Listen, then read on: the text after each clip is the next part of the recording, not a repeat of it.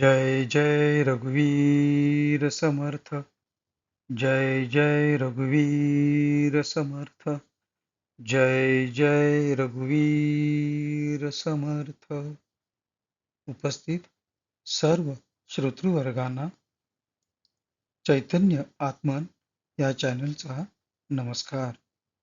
आजचा आपला ग्रंथ वाचनाचा 11वा दिवस. तर या वाचनाची सुरुवात आपण संत श्री रामदास स्वामी यांना वंदन करून करूया. गुरुर्ब्रह्मा गुरुर्विष्णू गुरुर्देवो महेश्वरः.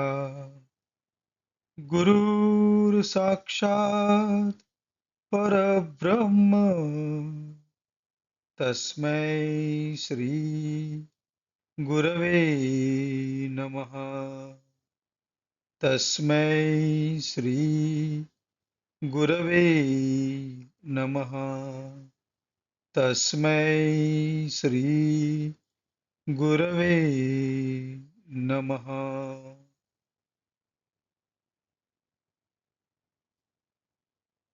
आज आपण समर्थ श्री रामदास स्वामी लिखित सार्थ श्री दासबोध या ग्रंथातील दशक प्रथम समास दशम म्हणजे 10वा आणि शेवटच्या समासाचं आपण वाचन करत आहोत. आपण कालपासून या समासाचं वाचन करत आहोत. हा समास फार मोठा असल्याकारणाने आपण काल 30 ओव्यांचं वाचन केलं आणि आता त्यापुढील ओव्यांचं आज वाचन करणार आहोत.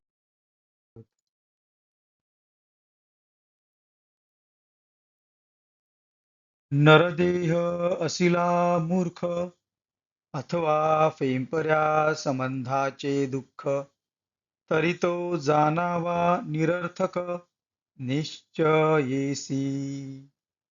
इतुके हे नसता वेग नरदेह आणि सकळ सांग, तेने धरावा परमार्थ मार्ग लाग वेगे. सांग नरदेह जोडले आणि परमार्थ बुद्धी विसरले, ते मूर्ख कैसे भ्रमले माया जाळी. मृत्तिका खणून घर केले, ते माझे ऐसे दृढ कल्पिले, परिते बहुतांचे हे कळले नाहीच तयासी. मूषक म्हणती घर आमुचे, पाली म्हणती घर आमुचे, मक्षिका म्हणती घर आमुचे निश्चयेंसी. कांतन्या म्हणती घर आमुचे, मुंगळे म्हणती घर आमुचे, मुंग्या म्हणती घर आमुचे निश्चयेंसी. विंचू म्हणती आमुचे घर, सर्प म्हणती आमुचे घर, झुरळे म्हणती आमुचे घर निश्चयेंसी. भ्रमर म्हणती आमुचे घर, भिंगोऱ्या म्हणती आमुचे घर, आळिका म्हणती आमुचे घर काष्टामध्ये. मार्जरे म्हणती आमुचे घर, श्वाने म्हणती आमुचे घर, मुंगसे म्हणती आमुचे घर निश्चयेंसी. पुंगळ म्हणती आमुचे घर, वाळव्या म्हणती आमुचे घर, पिसवा म्हणती आमुचे घर निश्चयेंसी. ढेकुण म्हणती आमुचे घर, चांचण्या म्हणती आमुचे घर, घुंगडी म्हणती आमुचे घर निश्चयेंसी. पिसोळे म्हणती आमुचे घर, गांधेले म्हणती आमुचे घर. सोट म्हणती आमुचे घर, आणि गोंबी बहुत किड्यांचा जोजार, किती सांगावा विस्तार. समस्त म्हणती आमुचे घर, निश्चयेंसी. पशु म्हणती आमुचे घर, दासी म्हणती आमुचे घर. घरीची म्हणती आमुचे घर, निश्चयेंसी. पाहुणे म्हणती आमुचे घर, मित्र म्हणती आमुचे घर. ग्रामस्थ म्हणती आमुचे घर, निश्चयेंसी. तस्कर म्हणती आमुचे घर, राजकी म्हणती आमुचे घर. अग्नी म्हणे आमुचे घर, भस्म करू. समस्त म्हणती घर माझे, हे मूर्खही म्हणे माझे माझे. शेवट जड झाले ओझे, टाकिला देश. अवघी घरे भंगली, गावाची पांढरी पडिली. मग ते गृही राहिली, अरण्य स्वापदे. किडा मुंगी वाळवी मूषक, त्यांचेच घर हे निश्चयात्मक. हे प्राणी बापुडे मूर्ख, निघून गेले. ऐसी गृहांची स्थिती, मिथ्या आली आत्मप्रचिती. जन्मदो दिसांची वस्ती, कोठे तरी करावी. देह म्हणावे आपुले, तरी हे बहुता कारणे निर्मिले. प्राणियांच्या माथा घर केले, वा मस्तकी भक्षिती. रोममुळी किडे भक्षिती, खांडूक झाल्या किडे पडती. पोटामध्ये जंत होती, प्रत्यक्ष प्राणियांच्या. कीड लागे दातासी, कीड लागे डोळ्यांसी. कीड लागे कर्णासी, आणि गोमाशा भरती. गोचीड अशुद्ध सेविती, चामवा मांसांत घुसती. पिसोळे चावून पळती, अकस्मात. भोंगे गांधेले चाविती, गोंबी जळवा अशुद्ध घेती. विंचू सर्प दंश करीती, कानटे फुरसी. जन्मून देह पाळिले, ते अकस्मात व्याघ्रे नेले. का लांडगीत भक्षिले, बलात्कारे. मूषके मार्जरे दंश करीती, श्वाने अश्वे लोळे तोडिती. रिसे मर्कटे मारिती, कासा विष करुनी. उष्टरे डसवून उचलिती, हस्ती चिरडून टाकिती. वृषभ टोचून मारिती, अकस्मात. तस्कर तडतडा तोडिती, भूते झडपून मारिती. असो या देहाची स्थिती, ऐसी असे. ऐसे शरीर बहुतांचे मूर्ख मने आमुचे परंतु खाजे जीवाचे तापत्रे बोलिले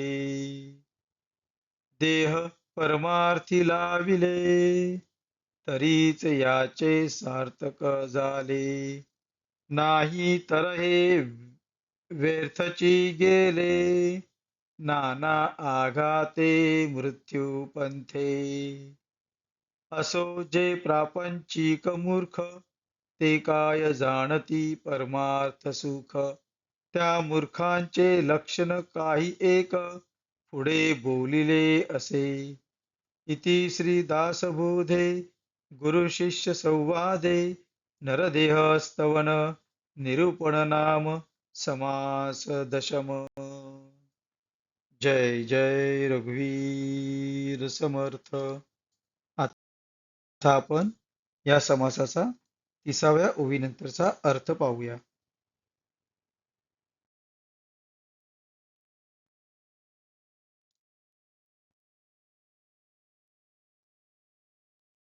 वरून 4थ्या ओळीत 31 पासून आपण सुरू करत आहोत.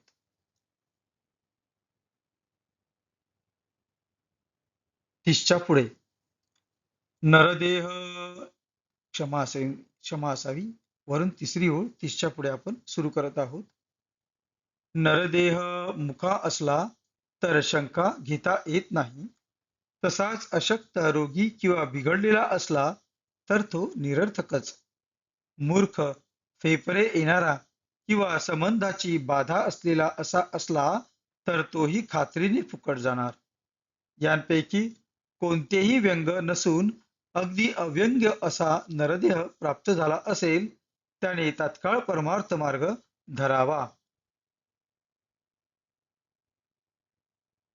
निर्व्यंग नरदेह प्राप्त होऊनही जो परमार्थाचा विचार करण्याचे विसरतो तो किती मूर्ख म्हणून सांगावा. तो मायाजालांत गुरफटला म्हणून समजावे. हा माती खणून तिचे घर करतो व ते माझे आहे असे त्याचे ममत्व धरतो. पण हे अनेकांचे आहे हे त्या मूर्खाला कळतच नाही. उंदीर, पाली, माशा, कातण्या, मुंगळे, मुंग्या, विंचू, साप, झुरळे ही सगळी आमचे घर असे म्हणतात.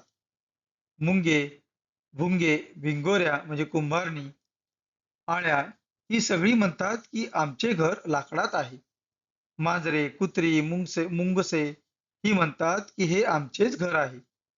पुंगळा म्हणजे पाधळे किडे, वाळव्या, पिसवा, ढेकून, चांचण्या म्हणजे चांचड, तांबडे मुंगळे, कुंगुरडी, पिसोळे, गांधील माशा, सोट म्हणजे जंतू, गोमी अशा पुष्कळ किड्यांचा त्रास याचा विस्तार म्हणून किती सांगावा. असे हे सगळेच किडे तसेच पशु, दासी, घरातील माणसे, पाहुणे, मित्र, गावकरी हे सगळे म्हणतात की खात्रीपूर्वक आमचेच हे घर आहे. चोर म्हणतात आमचेच घर, सरकारी अधिकारी म्हणतात आमचे घर आणि अग्नीही म्हणतो माझे घर, मी वाटेल तेव्हा जाळून टाकीन. याप्रमाणे ही सारीच हे घर माझे म्हणून म्हणतात आणि हा मूर्खही त्याच घराला माझे घर म्हणतो. आणि अखेरीस संसाराचे ओझे कठीण झाले म्हणजे तर ते घरच नव्हे तर तो गाव देश सुद्धा टाकून पोटासाठी दूर देशी निघून जातो. गावांतील अशी सगळी घरे मोडून किंवा पडून जातात आणि गावाची पांढर पडते म्हणजे गाव ओस पडतो. मग त्या घरातून कोल्ही कुत्री येऊन राहू लागतात. किडा, मुंगी, वाळवी, उंदीर या प्राण्यांचेच खरोखरी ते घर आहे, कारण त्यामध्ये आधी व मग तेच राहतात. माझे माझे म्हणणारा हा बिचारा मूर्ख प्राणी ते घर सोडून निघून जातो. घरावरील ममत्व मिथ्या आहे हे स्वानुभवाने कळले. यासाठी जन्म म्हणजे 2 दिवसांची वस्ती ती कुठेतरी करावी. आता देह आपला म्हणावा तर हा अनेकांसाठी उत्पन्न झाला आहे कसा तो पहा. माणसाच्या डोक्यावर घर करून उवा रक्त खातात. केसांच्या बुडाशी राहून जंतू निर्वाह करतात. खांडूक झाल्यास त्यात किडे पडतात. प्राण्याच्या पोटात जंत होतात हे तर प्रत्यक्षच आहे. दात, डोळे व कान यांना कीड लागते व कानांत गोमाशाही शिरतात. गोचिड्या रक्त खातात. चामुआ मांसात घुसतात आणि पिसोळे एकदम चावून पळून जातात. मुंगे गांधील माशा चावतात. गोभी गोमी जळवा रक्त पितात. विंचू, साप, घोणस, फुरशी इत्यादी दंश करतात. जन्मभर वाढविलेला देह वाघ एकाएकी घेऊन जातो किंवा झडप घालून लांडगा खाऊन टाकतो. उंदीर, मांजरे चावतात. कुत्री व घोडी लचके तोडतात. अस्वले व माकडे कासावीस करून मारतात. उंट डसतात व उचलून फेकतात. हत्ती पायाखाली चिरडतात. बैल एकदम शिंगे भोसकून मारतात. चोर तडातडा तुकडे करतात. भुते झडपून पछाडून मारतात. असो, या देहाची स्थिती अशी आहे. ह्याप्रमाणे हे मनुष्य शरीर अनेकांचे असताही मूर्खताला माझे माझे म्हणून कवटाळतो. पण हे अनेक जीवांचा खाऊ म्हणजे खाद्य आहे. हे पुढे तापत्रय निरूपणात सांगितले जाणार आहे. हा देह परमार्थात लावला तर त्याचे सार्थक होते, नाहीतर अनेक अपघातांनी मरण पावून व्यर्थ जातो. असो, जे प्रपंचासक्त मूर्ख आहेत त्यांना परमार्थाचे सुख काय कळणार? त्या मूर्खांची काही लक्षणे पुढील समासात सांगितली आहे. इति श्री दशक एक समास 10. जय जय रघुवीर समर्थ.